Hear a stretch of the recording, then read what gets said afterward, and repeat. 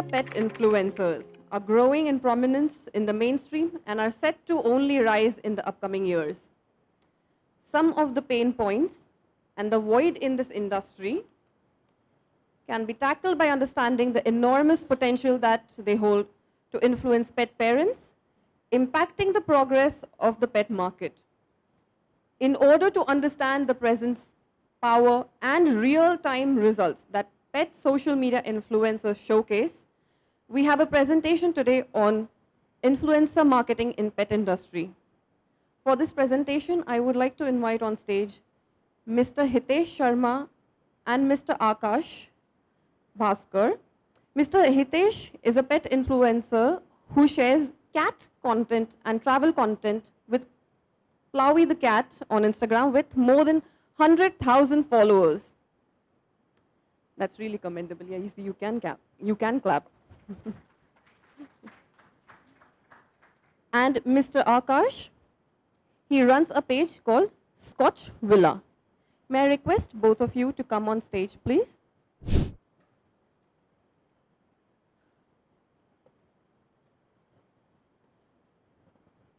We have all the pet brands here.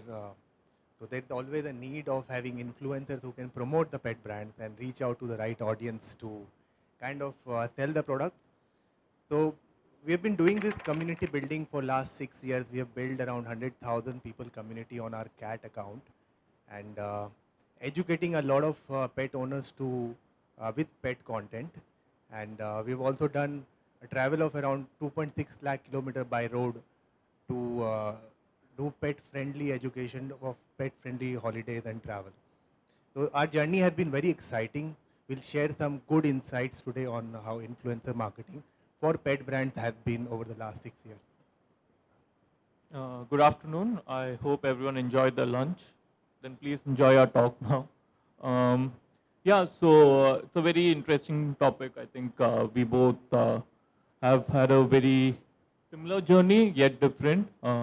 What I would say is influencer marketing as such is seen as a bad word these days, but I think influence can be used for good. And especially when it comes to pets, there's a lot of emotion involved. And that's where I feel like even, as you said, educational content is where like we both, I think, have done quite a bit of work. So I have a dog, he is a dwarf beagle. So a lot of pet parents have reached out to me through our content on how do we take care of a dwarf beagle, what kind of food do we give, and eventually even like collaborating with pet brands, they have wanted to collaborate with us for educational content to raise awareness about various health issues that pets are facing. It also works as a feedback mechanism because here directly the easiest way to connect with pets is through the humans, because obviously we are their voice. So I call that, I'm the manager of my pet. So, and all we get is like a lot of love, right, from our pets. And all we expect as pet influencers is to bring about a positive change. There's so many plaguing issues in the pet industry, and I feel as representatives of pets, there are a lot of things that we can do and to bring about a change.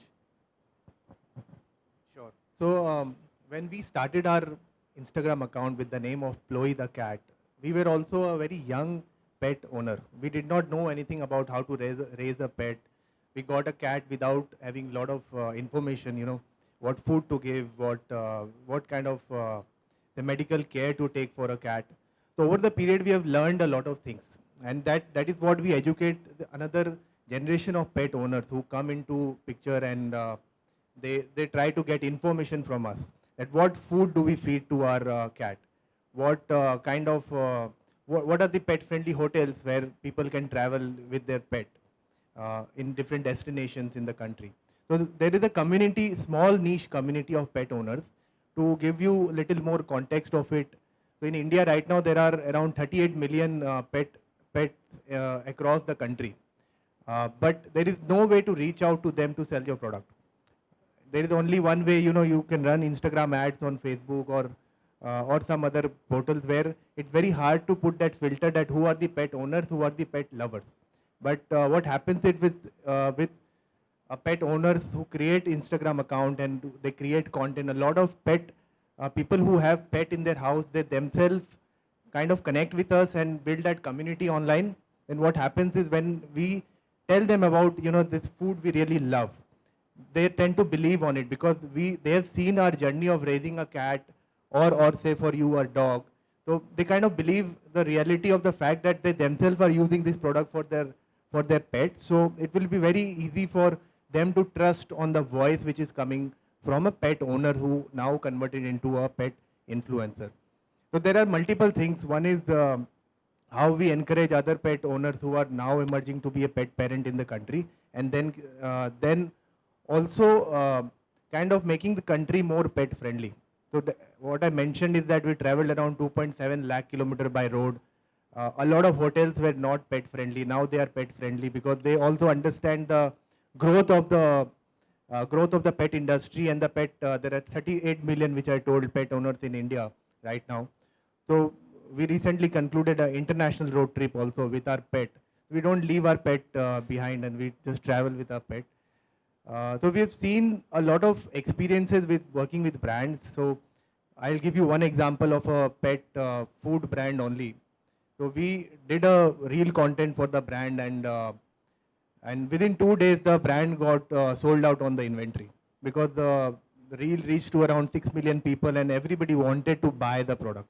So I'll not name the brand right now, but that is how the impact is. And the brand was so happy that we have tried all the channels of marketing, but finally we figured out. And we were also not sure because our charges are not, we don't charge money for all this kind of promotion. We do charge, but not that high that we'll sell out, your entire marketing budget will come into this. It's a very small portion of money, and then what happens is they did not have to promote anything anywhere else. The brand had all the inventory sold out. So that is the impact of the content which is going from a pet owner owned Instagram account, where it is helping the brands to reach to the right audience, and people are trusting on the voice, and at the same time it's converting into sales and business.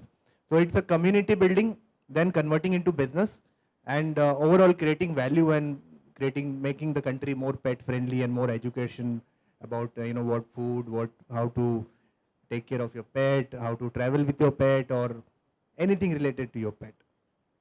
Yeah, just taking over from what you said, I think there are a few factors that play a role here. There's the high emotional value that's attached with pets. So we did a collaboration with a brand which had nothing to do with pet products. It was a clothing brand for humans, and they had reached out to us, and I was not sure whether we should take up that collaboration. But we were like, okay, we'll give it a try. And we did do a few reels for them. And their product sold because they felt like, okay, the pet is actually endorsing it. So there's more emotional attachment. So Scotch, my pet, has a lot of fans. So his fans felt, okay, it's his own brand. He's starting his own clothing brand, right? So instead of like a human selling it, it's like a pet selling. So there's more relatability when it comes to pets and when it comes to marketing through pets. And yeah, there are a few things that we do even to raise like relevant issues, right, with regards to pets. So we try to do meetups and other things in which like we raise funds for relevant topics, like for stray welfare and other activities. So as I said, petfluencer or influencer marketing as a word is seen as something which is like demonic, as I would say, because everyone's doing it these days. But when pets do it, I think like the scope is vast, and there's a lot of change that we can bring, not just for pets, for even like not just the pets which are at home, but even for stray animals, because there's a lot of awareness that can be created through visual content, which maybe is not something people can do through a blog or something. And when a pet is the one who's the main actor, so as to speak, there's a lot more reach and value attached to the message that we are sharing with the audience. So this is something that I've found from my experience, as well as for brands specifically. Brands have reached out to us to run polls on our Instagram so that they get a feedback loop on their products, right? And so even a survey mechanism is something that happens through our platform and which happens through our social media pages. So there's a lot of insight sharing even for brands. This, and also the direct, as he said, like direct sale that's happening. Besides that, there's a lot of insight that we share, and there's a lot of collaborative work. I feel like with brands we can do. We are all open. I think like if brands want to collaborate with us on educational initiatives, I think that would bring about a lot of difference in the long run. One of the issues in India when it comes to pet parents, and I'm sure you'll agree, is travel with pets, right? There are a lot of lot of things, restrictions with regards to that. If we as a community of pet influencers can come together and get the right voice and reach the right audiences, the government, I think there's a lot of things that we can do. And pet brands can be at the forefront where it becomes a sort of a CSR for them as well, collaborating with us. So it's the entire ecosystem that has to collaborate and then bring about a change in the long run. Rightly said, bringing the change is more important. We as a country now seeing growth in the pet industry, especially after COVID. There has been significant amount of increase in how many number of people are getting pets in their house because of loneliness, because of security, because of a lot of different reasons. So what happens is a lot of things, even any industry which emerges, their infrastructure is never there. So you have to create that infrastructure, you have to create that mindset, you have to create the ecosystem where the business, the community, the pet owners, everything can run together. We are one small part of that ecosystem where so we were new pet parent 6 years back. Now as the industry is growing at a CAGR of 9.3 or something right now, approximately, all this growth is going to come from new pet parents. New pet parents will come, they will have the same journey as we had 6 years back. They will look forward to people like us to educate them that what food to give to their kitten or a dog, or what type of food cycle, or there are multiple questions which come in their mind. Now all those education, we 6 years back we did not have the infrastructure, or we did not have the ecosystem to communicate with people. Now they have it. After 10 years, maybe something else will be there. The entire country will become more pet friendly. You will have more pet friendly cafes, more pet friendly hotels, more pet friendly, people around you who accept pets with open heart, welcomed everywhere. So all these things will fall in place, and we are just driving that mood and sentiment of the country. And slowly, I think it's going to happen. The first thing should happen is that government should open up railway travel with the dogs and cats. It's a big problem. Airlines are slowly opening up, and brands are coming up. So thing is that the ecosystem is developing. Again, with the industry developing in the next 4 years, everything will develop of its own, and we are just playing a small part in it. Like with traveling, we are opening up minds of lot of resort owners, hotel owners, that this industry has so many pet owners. Why don't you keep one room open for a pet? So they started to open it, and they started getting query out of it. Now they're thanking us that you opened a new business category for us. A lot of pet owners who are coming and staying with us, and we have a new, and they're charging 3,000, 2,000 rupees for a pet to stay with them. It's a new business opportunity. So things are opening up, ecosystem is building. At the end of the day, pet content itself is a very cute content, which means you open a reel and see a cat or a dog or any animal on your screen, you feel like watching it, and it's a stress buster. So that's the main part of it, and then everything revolves around it. So I think that is the journey has been very exciting and evolving for us, and it's going to be evolving in the next 10, 15 years for everyone. Like you rightly said, we also started just like another cute pet page, but eventually we knew that the followers are growing, and it's not just about making money out of it, right? It's more about, okay, using it for the right reasons to raise awareness about relevant issues. For example, again, getting back to my pet, he has dwarfism, and whatever media coverage that we've got, it's only raised more awareness about this condition, and more pet parents have reached out to us to understand how we take care of him, and which is the veterinary doctor.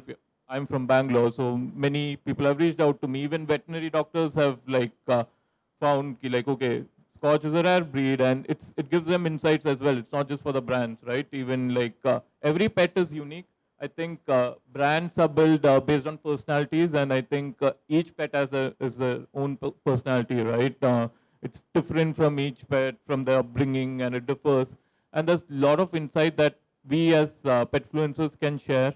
And I feel this community is something which runs on empathy because, as I said, there's a lot of relatability. Okay, my pet is suffering. Okay, I can see the content of someone else who's also suffering the same thing. And there's a lot of knowledge sharing that happens. It might be happening in a very unorganized manner, but I think in the long run, there'll be a lot of communities that will come up, especially for petfluencers who can connect with each other and discuss relevant issues and even propagate like relevant causes, right? For example, making travel easier and championing that cause through pets, right? So, for example, Scotch is doing it, or Pluto has also joined the mission. That itself gets more people gathered because rather than a human like getting attached, I think when pets are attached, there's, as you said, like there's more emotional sentiment involved, and there's a lot to be done. But I think over the last 4 5 years, what we have noticed, and my page is just 2 years old, the reach in itself is not limited to India, right? There's a lot of like eyeballs that we grab even globally because content is something which is not divided by geography. It has this long reach, right? And there is the boundary, there are no boundaries with regards to it. So even with regards to the potential of what petfluencers can do to bring about a positive change, working and coexisting with the brands and government and other machineries, I think there's a long way to go, but it's in the right direction. And it's not even about the number of followers we have, right? It's the amount of impact we can make together as petfluencers that will eventually help us. I think that will eventually make our pets happy and the future pets happy. That's why, like, I think we do what we do because we love our pets and we know people love, as you said, seeing pet content. So let's use it the right way to bring about a change for the larger good for everyone involved. Sure. So I think there might be a lot of questions around in your mind that, because I'm assuming there will be pet brands here and people who want to start pet brand. So if there are any questions you want to ask that about promoting a pet brand or how to connect with an audience which is very much of a direct audience for you, like a pet owner or something like that, we would be very happy to kind of take up some questions and answer them.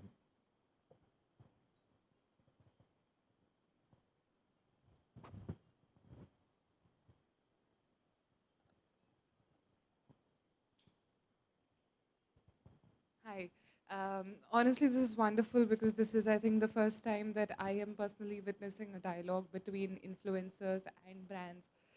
I think a lot of that skepticism that you mentioned about influencers, that both of you mentioned, comes from just this non-transparency uh, as a pet brand about what's a good influencer, when are the followers bought, does this percent of likes versus this percent of comments mean that this is bot or this is fake, and it's extremely confusing. There is no straight line to that. So as influencers yourselves, I think you'd be the best person to educate us and other pet brands as to, one, what do we expect when it comes to influencer marketing? What's the right expectation to have? Because I'm sure the 6 million views and the brand being sold out is not a daily occurrence. Of course, if we get lucky, that happens. But what's the right expectation to come in with to influencers? And then secondly, how do you understand a good influencer from a bad influencer, if there is such a thing as a brand? How do you go about vetting what influencer do you want to work with? I'd love your answer on that. Thank you very much for everything. So what you should expect from an influencer as a brand is that you go to an influencer to get a content created, because you are going to use that content for paid media also and the organic influence of the influencers community. So your journey will start with the influencer and end with, if you want to amplify further. So 6 million is one of the case. Then, for example, if some reels goes to 100,000, some goes to 500, some goes to 6 million. So it does not end that the content is very good. So it's always like that. So if, say for example, I know if I'm telling this thing about my product, the product will sell. If you have that confidence that these are the USP of my product, any pet owner knowing these things will buy the product. If those things are put together properly in the content, then you get good value of the collaboration. And then rest is the reach of the influencer, which you get alongside with it, that the community which is built.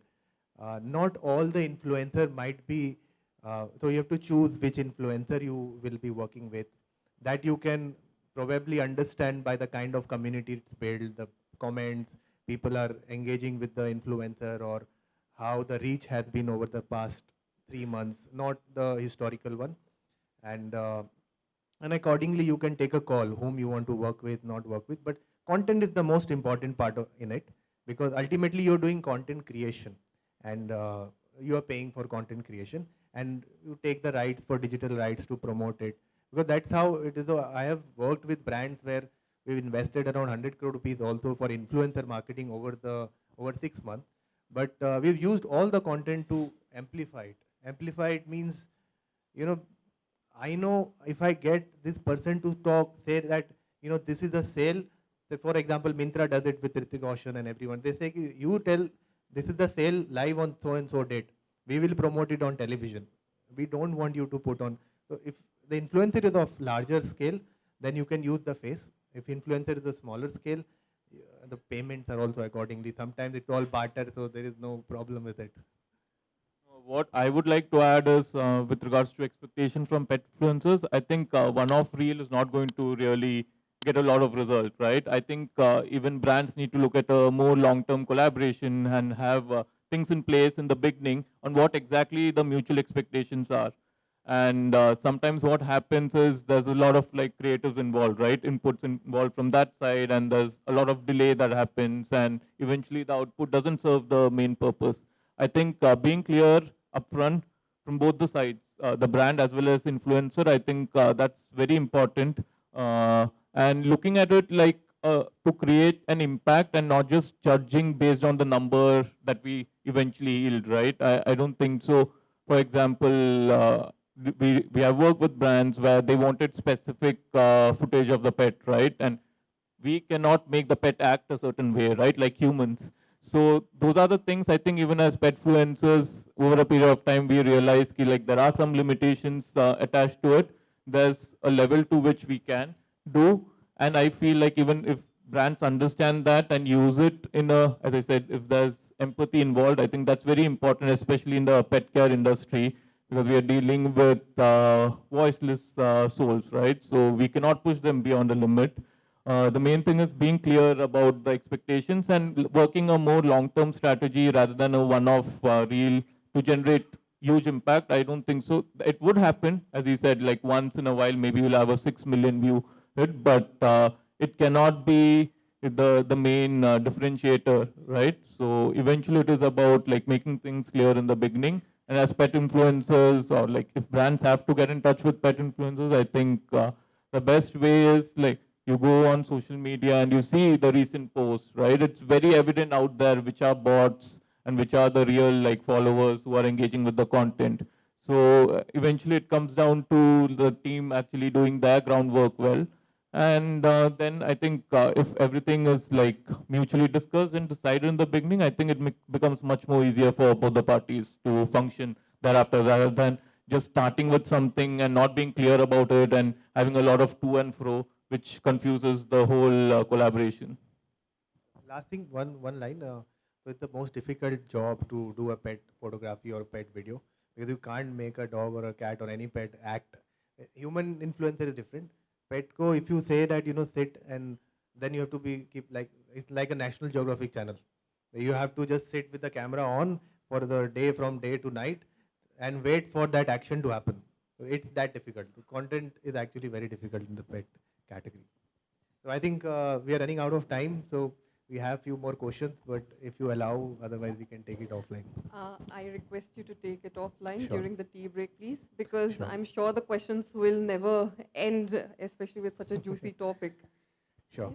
I just wanted to conclude by saying one thing. I think pet brands cannot get better brand ambassadors than pets themselves, and so please get in touch with the humans like us. we'll be more than happy to help you out. But as I said, like it's very important to keep the expectation, having that sentiment of empathy in it, because it's pets after all, and we cannot push them to do things which maybe a human can do, right? So empathy is a key factor, I feel, when it comes to working with brands as well. Thank you. Last mandatory thing, if you all are on Instagram, uh, open Ploy the cat account and just follow if you are on Instagram, and your And Instagram. yeah, Scotch will allow. As influencers, if we don't do that, I don't think so our talk is complete, right? Yeah. So please follow, like, subscribe our pages and channel. Thank you. Thanks a lot. Thank you so much. Thank you. Thank you so much. Thank you so much for this insightful talk, Mr. Hitesh and Mr. Akash. I request you to please be here. I request Mr. Rakesh Mohan, Executive Director, Scientific Remedies, to felicitate our speakers. Please come on stage.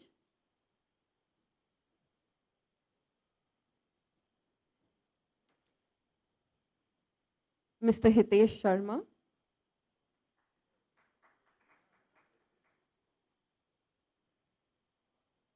owner of Plowy the cat. I thank Mr. Akash to come at the last moment to give us such a nice talk. Your memento will be sent to you.